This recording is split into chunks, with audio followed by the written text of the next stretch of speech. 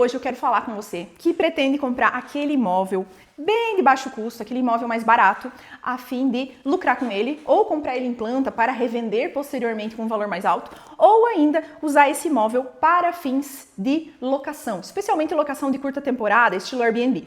Então, se você não me conhece, eu me chamo Bruna, eu sou arquiteta e eu tô aqui toda semana trazendo conteúdo sobre investimento imobiliário, valorização imobiliária, estratégias na hora da compra de um imóvel e o que você pode fazer no teu imóvel para valorizar ele ou ainda para construir ele da maneira correta. Então, se você não é seguidor, já me segue aqui e curta esse vídeo para que ele possa ir para mais pessoas. Então, se você está um pouco mais antenado dentro do mercado de imóveis, você já viu algumas notícias de investidores que estão processando e ganhando, inclusive, de corretores de imóveis e construtoras que venderam indevidamente imóveis a eles. Ou ainda investidores que têm sido processados por estarem comprando imóveis que não são adequados para investidores. Para a gente entender melhor o que está acontecendo, a gente precisa voltar lá do princípio. Então, a gente tem dentro das faixas de financiamento imobiliário uma faixa correspondente ao programa Minha Casa Minha Vida, correto? Essa faixa, ela corresponde a imóveis de mais baixo custo e que são subsidiados, eles podem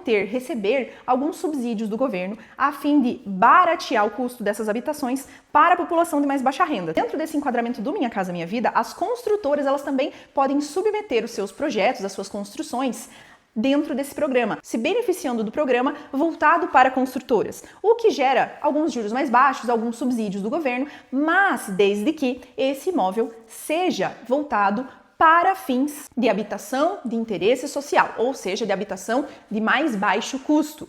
Com isso, esses imóveis, a construtora, ela se compromete a fazer esses imóveis e ela assina lá que esses imóveis são destinados a uma população de mais baixa renda, ou seja, as primeiras faixas ali do programa Minha Casa Minha Vida. Então, além do morador, além do comprador se beneficiar desses subsídios, a construtora está se beneficiando disso. E aí, aonde que entra o problema nessa história? O grande problema tem entrado em alguns investidores, pessoas que tem uma renda não compatível com isso, ou seja, são pessoas de mais alta renda que têm adquirido esses imóveis para fins de habitação social com outra finalidade, com a finalidade de lucrar em cima deles. E aí, isso se torna algo indevido. Ou seja, uma pessoa que talvez comprou um imóvel a R$200 mil em planta e pretendia lucrar ali, vender ele na hora que ele estivesse pronto, lucrando assim com toda essa operação, mas se beneficiando de algo que era algo que o governo destinava a pessoas de mais baixa renda.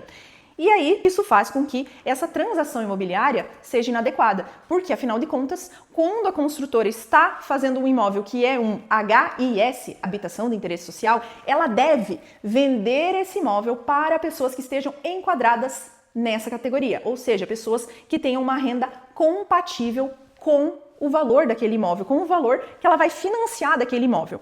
E aí, assim, esses investidores, eles têm perdido a causa nessa hora da compra, e muitos desses investidores têm ainda processado a construtora, a incorporadora ou até mesmo a corretora de imóveis que vendeu esse imóvel para eles, por conta de não saber que estava comprando uma habitação de interesse social que era indevida a ele. A gente tem aqui dois possíveis problemas, né? O do investidor talvez querer se beneficiar de algo que não era voltado para ele, então uma má-fé, e a gente tem uma outra má-fé que é talvez do vendedor, do corretor de imóveis, enfim, da construtora, em vender esse imóvel a pessoa não qualificada para comprá-lo. E aí aqui a gente tem uma única questão central que precisa ser abordada na hora que você vai comprar um imóvel como esses, que é pedir para o vendedor se esse imóvel é um imóvel voltado para habitação de interesse social. Então, aí o corretor precisa ser honesto e trazer essa informação. Se ele disser, não sei, vou analisar, vou pesquisar aqui se esse imóvel é habitação de interesse social ou não.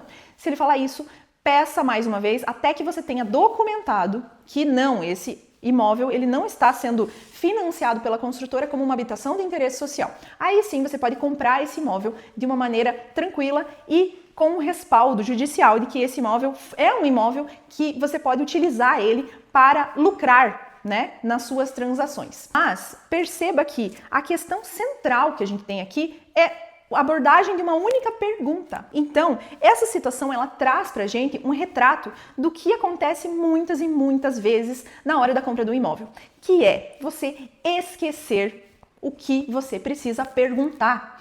Isso é extremamente comum, porque a gente tem no imóvel uma complexidade muito grande de elementos que precisam ser atentados. Tem muita coisa que você precisa estar atento e perguntar na hora que você vai comprar esse imóvel. Só que muitas vezes por conta da empolgação, da afobação, da gente achar que aquele negócio é muito bom, eu preciso fazer esse negócio muito rápido, a gente acaba deixando de lado e esquecendo. E essas perguntas muitas vezes são cruciais depois, porque elas fazem com que a gente evite muita dor de cabeça, muito problema, porque afinal de contas ter problema com o imóvel nunca é um problema barato. Tanto pensando como investidor ou pensando também como uma pessoa que vai comprar um imóvel para morar, é necessário que a gente faça as perguntas certas ao corretor de imóveis. Pensando em tudo isso, eu criei uma metodologia onde eu te mostro todo o passo a passo. Desde o início, desde quando você está pensando em como comprar um imóvel, como escolher esse imóvel, como negociar, como financiar esse imóvel, como fazer toda a documentação desse imóvel, toda a parte burocrática, dentro do curso eu criei